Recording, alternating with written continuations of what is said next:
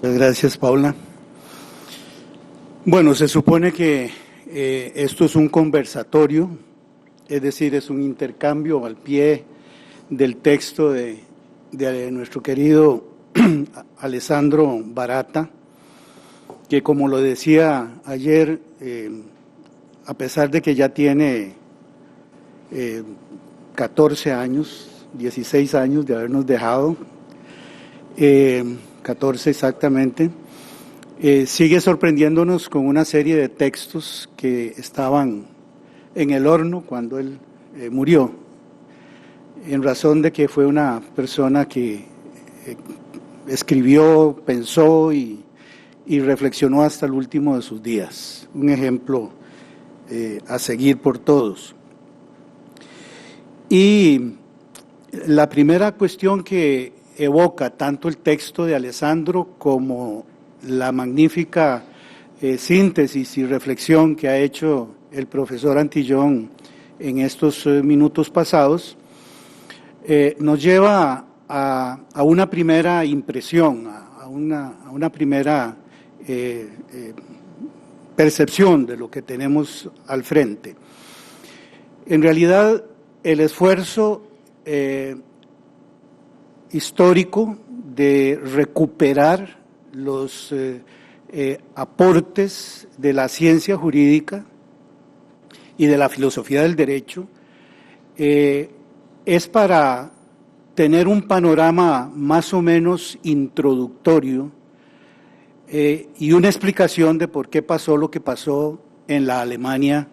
de finales del siglo XIX y principios del siglo XX. De manera entonces que yo me voy a permitir decir que la lección fundamental que se nos da es una especie de advertencia. Estas circunstancias históricas determinaron este tipo de tendencias dominantes y con estos resultados. Lo menos que podríamos hacer en un foro como este es tomar nota, ver qué fue lo que sucedió de la mano de Baratta y del doctor Antillón y ver qué está pasando con nosotros, con nuestro tiempo y qué lecciones podemos dar por aprendidas. Efectivamente, Sandro, si alguna hipótesis central tiene en este texto, es que más allá de la discusión entre ius naturalismo e ius positivismo, que son las dos grandes tendencias que se dan en la filosofía del derecho desde los griegos hasta nuestros días, más allá de esa disputa, lo que nosotros tenemos que reparar es en la degradación, es en la crisis y en la descomposición de los principios fundamentales teóricos de una u otra tendencia. Ustedes recordarán de sus primeras lecciones de filosofía del derecho que el ius naturalismo se justifica a partir de lecturas como Antígona, ¿verdad? Esta tragedia que consiste en la pregunta de si el derecho positivo hay que respetarlo en todos los casos e incondicionalmente. Es la misma pregunta que se hace Sandro en nuestro tiempo y a propósito del surgimiento del nacionalsocialismo alemán. Es decir, nosotros estamos frente a una pregunta básica que ya el clasicismo griego, siglo V antes de Cristo, IV antes de Cristo, se había hecho. Antígona decide desobedecer la orden del rey y a pesar de la prohibición de enterrar el cadáver de su hermano, ella considera que hay mandatos por encima del derecho del rey que deben imponerse, en este caso un mandato moral, religioso, de enterrar a los muertos y termina enterrándolo. Ahí está la discusión esencial, ¿verdad?, de si existen principios y valores más allá del derecho positivo que se imponen en determinadas circunstancias. Obviamente Alessandro no entra en esta discusión, simplemente nos dice: esa discusión es una discusión importante para la historia de las ideas. Podemos rescatar del ius positivismo y del ius naturalismo ideas, conceptos, principios fundamentales. No tiene por qué verse como una guerra de principios y de conceptos. En realidad hay una hermandad en este diálogo de siglos entre una y otra tendencia, y finalmente pues nosotros tendríamos que concluir que no es culpa del positivismo, dadas estas figuras enormes del pensamiento alemán que se inscribieron dentro del positivismo en su momento, sobre todo durante el siglo XIX y principios del XX, y entender que lo que hubo fue un proceso de descomposición, yo diría de traición de los principios que inspiraban el positivismo, precisamente el principio de legalidad, que como ustedes saben no es solo la columna vertebral del derecho penal, sino del derecho en general. Bien, dicho esto, a mí me parece también importante rescatar que hay una lección de la segunda posguerra, es decir, después de la Segunda Guerra Mundial, que procura ser, en mi criterio, una síntesis. La Declaración Universal de los Derechos Humanos, en el contexto de las nacientes Naciones Unidas, son precisamente un abandono del positivismo jurídico en su expresión más descarnada, digamos, una valoración relativa de lo que significó el positivismo impulsado desde la Revolución Francesa hasta la Segunda Guerra Mundial, y procurar a través de la declaración y a través de las convenciones de derechos humanos, la principal, la universal, es expresar que hay valores fundamentales que incluso pueden ir más allá de el derecho. La pregunta pura y dura es, entonces, y que se ha respondido, creo yo, de alguna manera en nuestro tiempo, es que no se trata del derecho o de cualquier derecho, se trata del derecho del Estado constitucional, social de derecho, y se trata del Estado de derecho que tiene como horizonte los derechos humanos fundamentales de las personas, de las sociedades y de los Estados. Creo que nosotros hemos sido un país privilegiado en muchos sentidos. En los años 70 empezamos a tener en la Facultad de Derecho de la Universidad de Costa Rica gentes que regresaron de Europa enseñándonos teoría del delito, enseñándonos esto del principio de legalidad, enseñándonos derecho constitucional, una generación renovada que dio un impulso muy importante a todo este marco teórico, y efectivamente el principio de legalidad, el principio de irretroactividad de la ley, la prohibición de la analogía, sobre todo in malam partem, es decir, en perjuicio de la persona perseguida penalmente, más concretamente las categorías de tipicidad, antijuridicidad, culpabilidad, toda la teoría del bien jurídico, etcétera, etcétera, son desarrollos que en nuestro país ya cumplen 40 años, es decir, ya hay una escuela que permite decir que en Costa Rica pues hay avances importantes en la teoría. También es importante tomar nota que el derecho constitucional, con la fundación, con la creación de la jurisdicción constitucional, pues tuvo su momento también de auge y de importancia. Sin embargo, me tengo para mí que habría que aguzar con la lupa de estas lecturas qué está pasando en nuestro país. Me permitiría señalar que hay una tendencia que más que autoritaria o autárquica es anárquica en la instancia legislativa. Si bien entendemos que estos últimos parlamentos de los últimos 15 años han expresado más el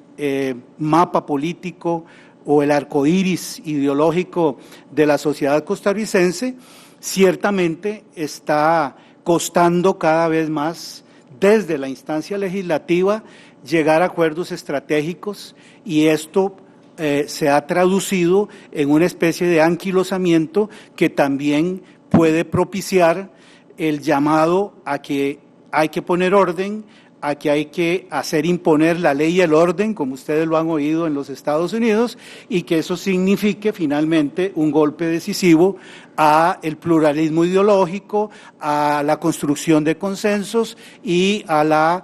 convivencia democrática. En la instancia judicial, que es la que conozco un poquito más, a mí me parece que hay una tendencia autoritaria que tiene que ver mucho con lo que nos ha dicho Alessandro Baratta.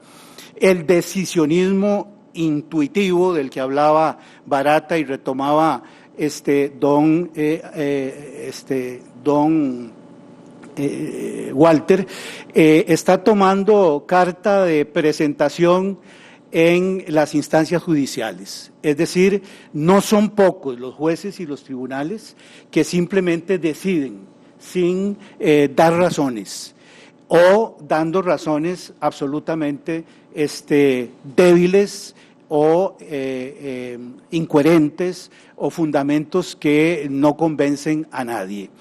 Si hay alguna cuestión que pueda dar legitimidad política, en el buen sentido de la palabra, a las decisiones judiciales, es el fundamento y la razón que demos los jueces. Este cuento ya me lo han oído mis estudiantes o exalumnos, pero no me cansaré de repetirlo. Es decir, nosotros como jueces tendremos credibilidad en la medida en que nuestras decisiones expongan razones de peso de por qué se está decidiendo en uno u otro sentido.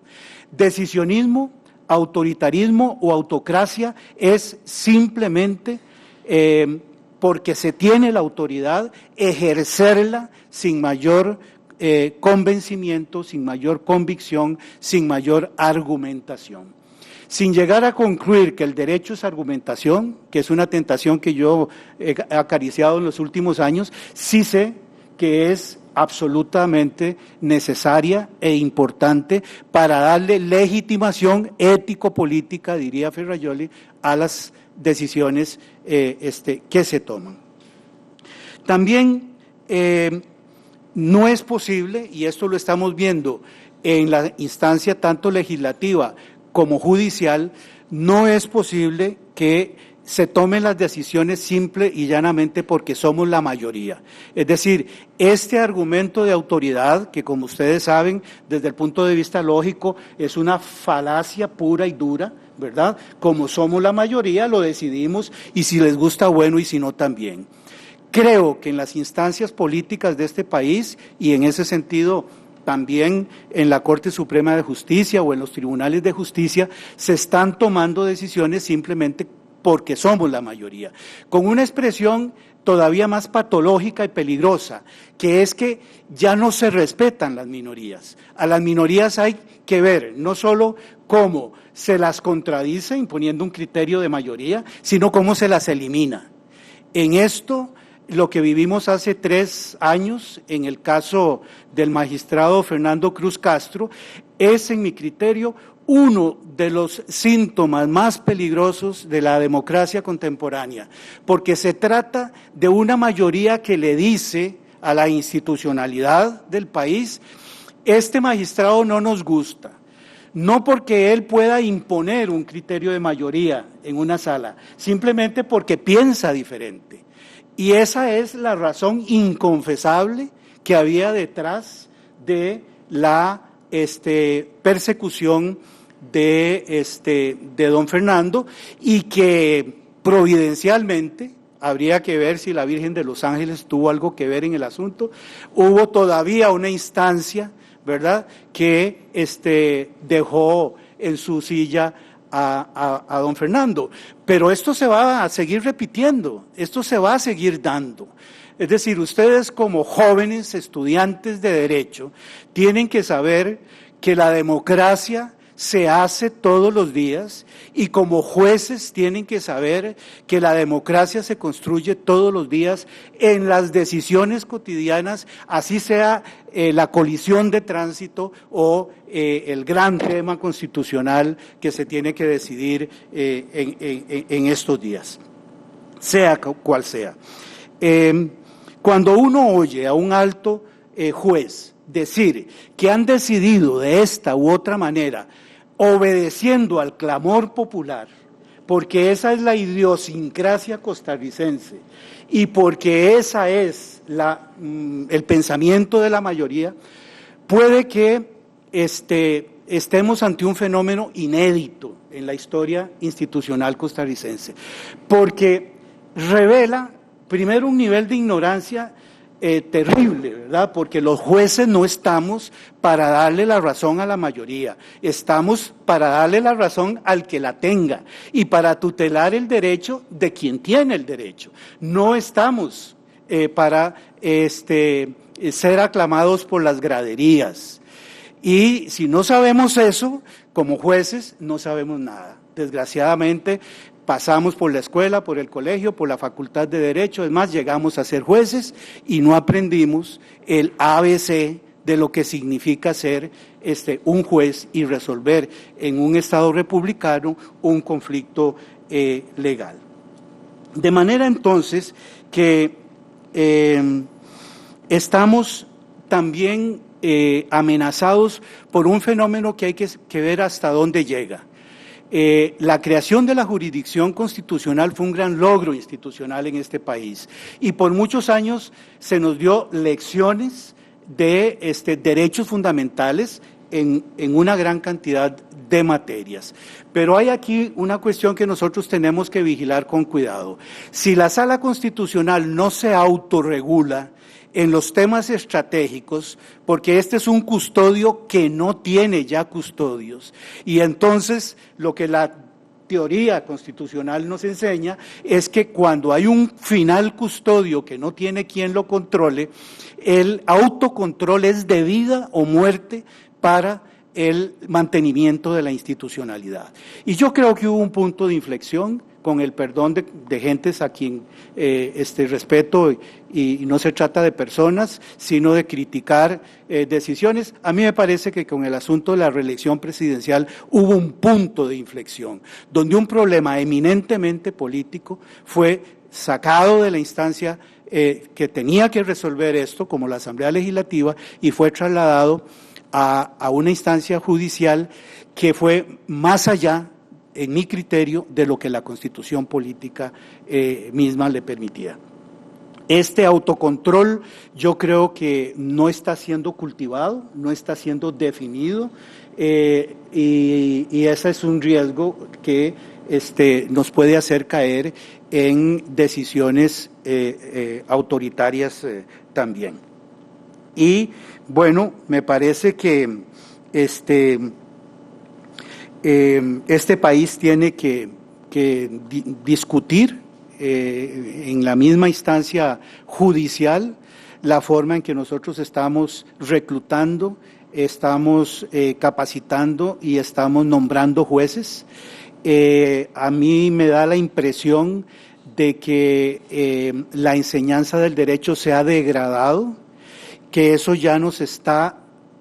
permeando y alcanzando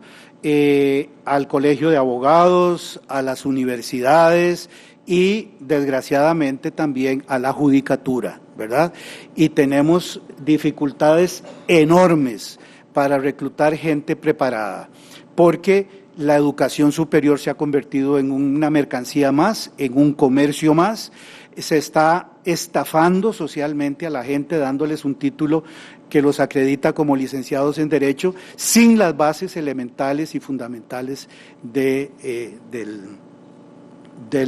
la formación básica. Termino diciéndoles que estamos preparando una cosa muy bonita que también tiene que ver con la Grecia antigua. Para marzo o abril del año entrante vamos a montar la Orestiada de Esquilo. Esto es un convenio entre el Teatro Nacional y la Corte Suprema de Justicia, y para los que no tuvieron oportunidad de conocer literatura clásica, les cuento que Ifigenia es una niña muy amada por su padre, Agamenón, que es sacrificada. Agamenón la entrega a los sacerdotes para ser sacrificada, para matarla, en vista de que los vientos que llevarían a los aqueos a Troya no terminaban de desatarse. Y bueno, la historia es que los sacerdotes, la clase religiosa, obligaba a sacrificar a esta niña. Agamenón termina cediendo ante las presiones de la iglesia, y esto hace que la madre, Clitemnestra, termine odiando a su esposo y matándolo, hasta que obviamente el cuento desata una serie de venganzas familiares. Aparece el hijo de ambos, Orestes, queriendo igualmente matar y matando a su madre, y finalmente la hermana de Orestes queriendo vengar a su madre, y es cuando precisamente entra Atenea, entra la razón, entra el principio de justicia, instaurando lo que en la mitología griega son los tribunales de justicia y las leyes y la forma civilizada de resolver conflictos. Hemos querido, tanto en la Corte como en el Ministerio de Cultura y el Teatro Nacional, hacer esta apuesta a la que quedan desde ya invitados. Vamos a ver cuánto nos dura. Ya es una realidad, ya está financiada, para que recordemos las cosas esenciales del derecho, de la justicia y de esta profesión que hemos elegido. Necesitamos ver de dónde vienen las instituciones, y como en el caso de la Orestiada, ¿por qué no se vale la venganza o la imposición del más fuerte? Y que eso no conduce a nada, como bien nos decía ahora don Walter. El nacionalsocialismo fue la mayoría, los alemanes votaron hipnotizados, ¿verdad?, por sed de venganza y instintos animales que finalmente terminaron en la catástrofe que fue la Segunda Guerra Mundial. De manera que la lucha por la justicia, por la democracia, por el Estado de Derecho, no es solo la que nos va a llevar a la paz y al desarrollo, sino la que va a evitar este tipo de catástrofes desde los orígenes de la historia humana. Muchas gracias. Disculpen que me haya terminado con un comercial, pero esta idea de que en marzo o abril veamos la Orestiada y tengamos claro el significado de lo que es, tiene que ver mucho con estas discusiones y con este foro. Muchas gracias.